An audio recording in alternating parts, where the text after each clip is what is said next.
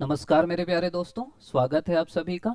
आज के इस वीडियो में हम पॉलिटिकल साइंस का जो वीएससी है, वैल्यू एडेड कोर्स, संवैधानिक मूल्य, उसको समझने का और पढ़ने का प्रयास करेंगे। यह हमारा एक रिवीजन सीरीज होगा जिसमें आपको जो मूल कॉन्सेप्ट्स हैं उनको हम समझाएंगे कि ये क्या होता है, उसको कैसे लिखना है। और इस वीडियो के बाद जो आपका पूरा चारों यूनिट है उनको आप अच्छे से लिखने के भी अभ्यस्त हो जाएंगे, अच्छे से आप उसको समझ भी पाएंगे। इसका जो पीडीएफ है हम लोग नीचे लिंक डाल देंगे टेलीग्राम चैनल की, उससे आप डाउनलोड कर सकते हैं और डायरेक्ट इससे भी पढ़ सकते हैं। तो आइए आगे बढ़ते हैं। सबसे पहले आपको शुरू करने से पहले सिलेबस पता रहना चाहिए। तो आपको पता है कि ये 50 अंक का है, जिसमें आपका 15 अंक इंटरनल का और 35 नंबर का आपका पेपर होगा जो 2 घंटे का होगा। आपको पास होने के लिए 20 नंबर चाहिए, पास होने की नहीं। आप अगर इसको ध्यान से देखेंगे ना तो आप टॉप कर सकते हैं। अपना यूनिट 1 जो है वो है भारतीय संविधान की प्रस्तावना में वर्णित संविधान का दर्शन, जिसमें संप्रभुता, गणराज्य, सामाजिक आर्थिक एवं राजनीतिक न्याय, स्वतंत्रता, समानता, बंधुता, गरिमा, राष्ट्र की एकता और अखंडता। एक चीज मैं शुरू में ये बोल दूं कि जो सिलेबस बनाने वाले हैं, मतलब हो सकता है गलती सबसे होती है, तो जो इंग्लिश का है ना उसका एग्जैक्ट ट्रांसलेशन यहाँ नहीं हुआ है। कई ऐसी चीजें हैं जो इंग्लिश में लिखी हिंदी में नहीं लिखी, कैसी चीजें हिंदी में लिखी इंग्लिश में नहीं लिखी। तो हम लोग कोशिश कर रहे हैं कि जो दोनों में लिखी, मतलब जो इसमें लिखी इसके अलावा जो इंग्लिश में एक्स्ट्रा लिखी उनको भी हम लोग पढ़ लेंगे। अब क्वेश्चन बनाने वाला क्या देखता है उसके ऊपर भी रहता है। दूसरी यूनिट में भारतीय संघीय व्यवस्था, मतलब पहले यूनिट में सीधा सीधा आपको प्रस्तावना के बारे में जानना है, प्रस्तावना में कौन सा दर्शन है उसके बारे में जानना है। जैसे इंग्लिश वाले सिलेबस में संविधान का अर्थ पहले दिया है, फिर संवैधानिक मूल्य का अर्थ दिया, यहाँ दिया ही नहीं है, तो अपन वो भी पढ़ेंगे। अगला है भारतीय संघीय व्यवस्था, केंद्र और राज्यों के मध्य शक्ति का विभाजन, फिर संसदीय लोकतंत्र, स्वतंत्र और एकीकृत न्याय व्यवस्था, कार्यपालिका का संसद के प्रति उत्तरदायित्व। इसमें क्या होता है, संघीय व्यवस्था मतलब होता है, जैसे भारत संघ इसलिए है क्योंकि भारत में एक केंद्र सरकार है, एक राज्य सरकार है, दोनों के बीच शक्तियों का विभाजन है, इसी को संघ बोलते हैं।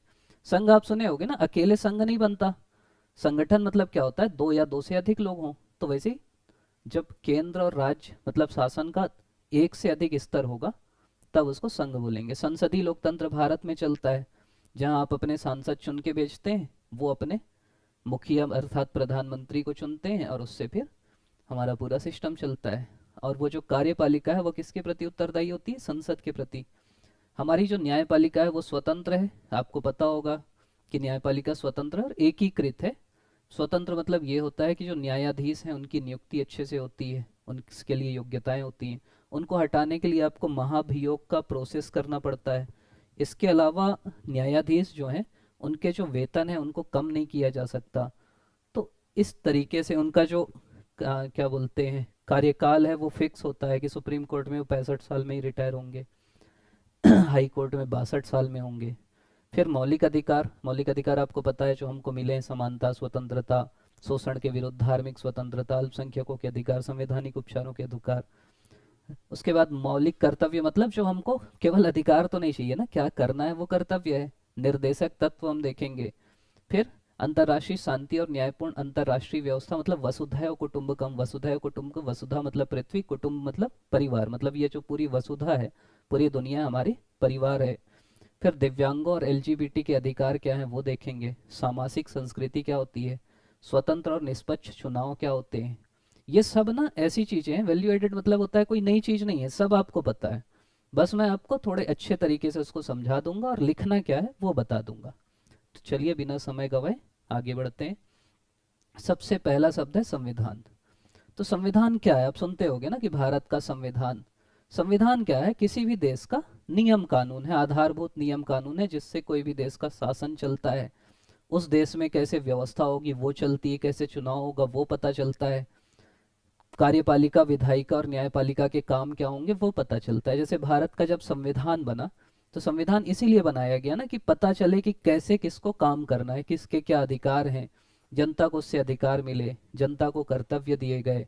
निर्देशक तत्व है, मतलब देश का जो आधारभूत नियम है जिससे देश का शासन चलता है, किस सिद्धांत पे चलेगा, क्या उसके मूल्य होंगे, ये सब पता चलता है। सरकार कैसे चलेगी, प्रधानमंत्री होंगे, राष्ट्रपति होंगे, किसके पास शक्तियां होंगी, सब संविधान में लिखा है, इसीलिए संविधान है। देखिए नागरिकों के अधिकार क्या होंगे, नागरिकों को स्वतंत्रता कैसे मिलेगी, सामाजिक व्यवस्था कैसे बनेगी।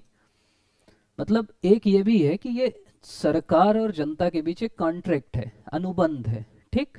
वो संविधान कहलाता है कि भाई सरकार ये काम करेगी, जनता ये करेगी, कैसे वोटिंग होगी, वो सब संविधान है। संविधान आप सुने होंगे, संविधान में संशोधन भी होता है, तो संविधान परिवर्तनशील है, ऐसा नहीं कि एक बार बन गया तो वो वही रहेगा। तो संविधान परिवर्तनशील भी होता है। ये एक कानूनी ढांचा है। कानूनी ढांचा मतलब कानून अलग अलग क्या क्या रहेंगे। एक राजनीतिक मार्गदर्शक है कि कैसे राजनीति चलेगी, और नैतिक मार्गदर्शक। नैतिक मार्गदर्शक मतलब क्या होता है कि जैसे न्याय देना है, लोगों का कल्याण करना है, गरीबों का भला करना है, ये सब संविधान में लिखा है। संविधान जनरली दो टाइप के होते हैं, एक होता है लिखित, एक होता है अलिखित, ठीक। एकमात्र ऐसा संविधान जो अलिखित है वो ब्रिटेन का संविधान है, बाकी जनरली लिखित है। अब अपन सीधा सीधा आ जाते हैं भारत के संविधान की प्रस्तावना पे। अगर ये आपको याद है ना, तो आधा सवाल तो आपका वैसे ही बन गया, ठीक। पहली लाइन है हम भारत के लोग, मतलब संविधान बनाने वाले कौन है, हम भारत के लोग हैं, ठीक। ऐसा नहीं कि कोई और बनाया है, हम भारत के लोगों की तरफ से संविधान बना है। भारत को एक संपूर्ण प्रभुत्व संपन्न, संपूर्ण प्रभुत्व संपन्न मतलब भारत एक स्वतंत्र देश है, वो गुलाम नहीं है। भारत संप्रभु है, ठीक। प्रभु मतलब समझते हो, भगवान। तो हम भगवान है, हमारा जो मन है हमारे हिसाब से जो है हम वो करेंगे।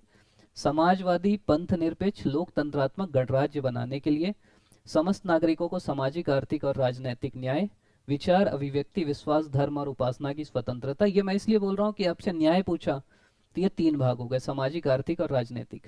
स्वतंत्रता पूछा तो ये 5 हो गए, विचार, अभिव्यक्ति, विश्वास, धर्म और उपासना। समानता पूछा, प्रतिष्ठा और अवसर की समानता। संविधान का दर्शन पूछा तो जितने शब्द हैं सब लिख देना है, ठीक। संविधान की प्रस्तावना ही संविधान का दर्शन है, तथा उन सब में व्यक्ति की गरिमा और राष्ट्र की एकता और अखंडता सुनिश्चित कराने वाली बंधुता बढ़ाने के लिए दृढ़ संकल्प होकर अपनी इस संविधान सभा में आज तारीख 26 नवंबर 1949 को एतद द्वारा संविधान को अंगीकृत, अधिनियमित और आत्मार्पित करते हैं। मतलब संविधान दिवस आपसे पूछ सकता है कब मनाया जाता है, तो वो मनाया जाता है 26 नवंबर 1949 को। तो ये संविधान के बारे में बेसिक जानकारी है। तो ये हो गई हमारी संविधान की प्रस्तावना, जिसमें 2-3 सवाल आपसे बन सकते हैं। एक तो ये संविधान दिवस कब मनाया जाता है, संविधान बन के कब तैयार हुआ, कितने दिन लगे, 2 साल 11 महीने 18 दिन लगे। अगला चीज है संवैधानिक मूल्य क्या है, यही मैं बोल रहा था। संवैधानिक मूल्य मतलब जो संविधान में जो मूल्य निहित हैं, यही संविधान के आधार हैं जिनसे संविधान चलता है। और सरकार के मार्गदर्शक हैं, सरकार को क्या करना है, नागरिकों के भी मार्गदर्शक हैं। और जो शब्द हम लोग ऊपर पढ़े ना, न्याय, स्वतंत्रता, समानता, बंधुता, गरिमा, ये सब संविधान के मूल्य हैं। लोकतंत्र, भाईचारा, ये सब इससे बढ़ता है। अब कुछ शब्द दिए हैं आपके सिलेबस में जिनको आपको पता रहना चाहिए, एक कॉमन ना, साथ ही साथ समझते जाइए। ये पीडीएफ हम लोग डाल देंगे तो उससे फिर आप पढ़ लीजिएगा। पहला शब्द दिया है संप्रभुता। देखिए हिंदी का सबसे अच्छी खासियत यह है कि शब्द से ना आपको उसका मतलब पता लग जाता है। संप्रभुता प्रभुता से है। प्रभुता मतलब प्रभु क्या होते हैं, भगवान क्या होते हैं, सबसे बड़े होते हैं। तो संप्रभु एक ऐसा व्यक्ति है जिससे ऊपर कोई नहीं है, पहली चीज समझिए। मतलब अगर मैं आपको अच्छे से समझाऊं तो संप्रभुता, संप्रभु ऐसा व्यक्ति है, मान लीजिए ये संप्रभु है तो इसके ऊपर कोई नहीं है, ठीक। पहली चीज मतलब ये किसी के आदेश को नहीं मानेगा।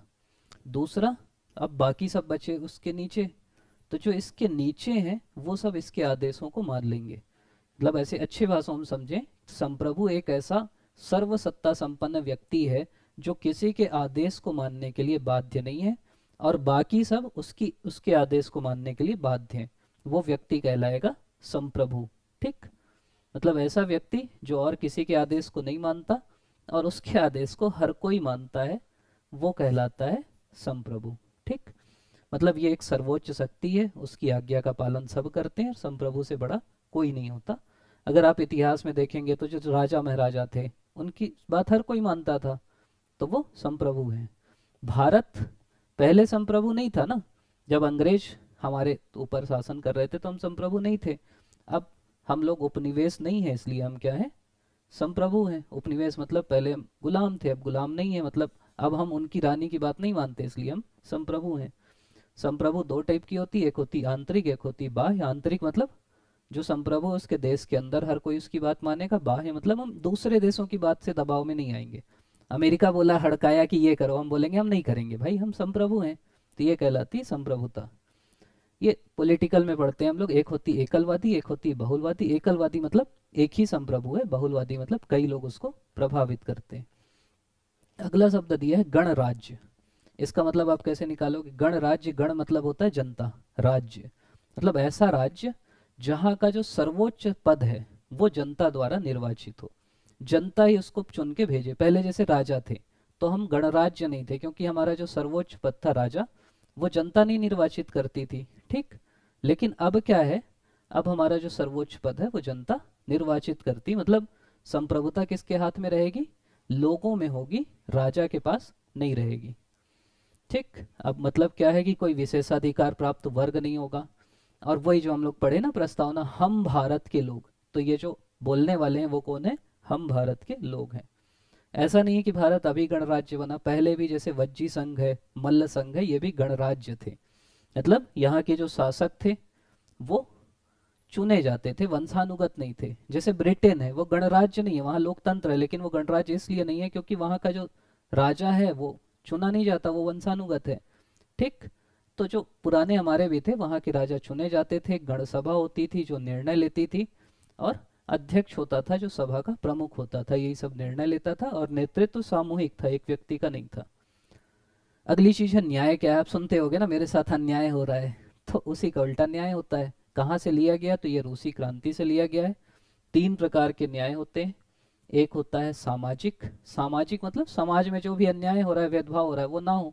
क्या क्या है? जाति, धर्म, लिंग के आधार पे, जाति, धर्म, लिंग, वंश, जन्म स्थान, इनके आधार पे कोई भेदभाव ना हो, ये सामाजिक न्याय है। आर्थिक न्याय क्या है? धन, आय, संपत्ति, इनके आधार पे कोई भेदभाव ना हो, ये आर्थिक न्याय है। राजनीतिक न्याय क्या है?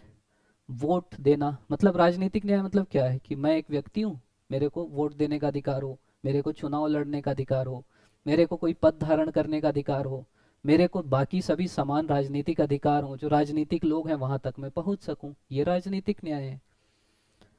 अगली चीज लिखी स्वतंत्रता। स्वतंत्रता मतलब देखिए, एक होती देश की स्वतंत्रता, एक होती व्यक्ति की स्वतंत्रता। तो व्यक्ति की स्वतंत्रता मतलब व्यक्ति अपना जो भी काम करता है उसके लिए वो स्वतंत्र हो, उसके ऊपर कोई प्रतिबंध ना हो। तो इससे क्या होता है? हमारा व्यक्तित्व का विकास होता है।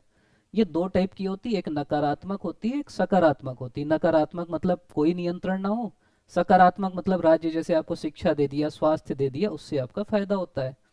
स्वतंत्रता हम लोग पढ़े थे, विचार की मतलब हम कुछ भी सोच सकते हैं, अभिव्यक्ति की मतलब हम अपनी बात बोल सकते हैं, विश्वास की हम कोई भी विश्वास अपना सकते हैं, धर्म की, उपासना की, ये सभी स्वतंत्रताएं हैं, लेकिन शर्तों के समेत हैं। शर्तों के समेत मतलब आप कुछ भी बोल सकते हो, लेकिन देश की बुराई करना, देश का युद्ध चल रहा है, आप बोले कि दुश्मन देश अच्छा है, वो गलत बात है। आप देश की अखंडता के खिलाफ कुछ बोल रहे हैं तो वो गलत बात है। तो शर्तों समेत है ये। समानता मतलब क्या होता है? सभी लोग समान हो। समान कब होंगे? जब किसी को कोई विशेषाधिकार नहीं होगा। तो किसी को कोई विशेष अधिकार नहीं, मतलब सब समान है, भेदभाव के बिना सबको समान अवसर है, स्थिति और अवसर की समानता है।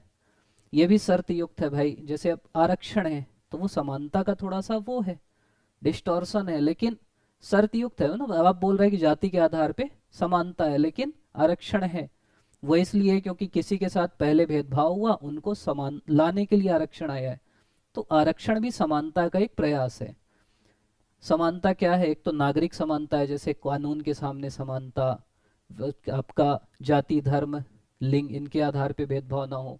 राजनीतिक समानता मतलब सभी को वोट देने का अधिकार हो। आर्थिक मतलब समान काम के लिए समान वेतन हो, जैसे जनरली सेम ही काम होता है, वहीं महिला भी कर रही, पुरुष भी कर रही, तो महिला को कम वेतन मिलता है। बंधुता मतलब होता है भाईचारे की भावना, ठीक। बंधुता कैसे है? जैसे भारत में एकल नागरिकता है, आप एक ही नागरिक हैं। मूल कर्तव्य जिससे हम सद्भाव से रहते हैं। भाईचारा में क्या है? धर्म के आधार पे भाईचारा हो, जाति के आधार पे भाईचारा हो, देश में भाईचारा हो, भाषा के आधार पे भाईचारा, और सभी के अंदर देशभक्ति का भाव हो। फिर अगली चीज है राष्ट्र की एकता और अखंडता। एकता मतलब होता है कि देश एक रहे, अखंड मतलब देश के खंड खंड ना हो, देश एक साथ बने, जैसे 565 रियासतें थी वो एक बन गई। अब भारत जब बना तो फिर भारत ये चाहता है कि यार हम टूटे ना, इसीलिए हम चाहते हैं कि देश में एकता और अखंडता रहे। यह अखंडता शब्द पहले नहीं था, 42वें संविधान संशोधन से जोड़ा गया है। अखंडता, धर्मनिरपेक्षता और समाजवाद, मतलब राज्यों के आधार पे कोई वो ना हो, भाषा के आधार पे ना हो, धर्म के आधार पे नहीं हो, संस्कृति के आधार पे ना हो, ये सब होती है एकता हो। अब हम आ गए हैं यूनिट 2 में। तो अगले वीडियो में हम लोग यूनिट 2 करेंगे, अपलोड हो चुका है वीडियो, आप चेक कर लीजिएगा।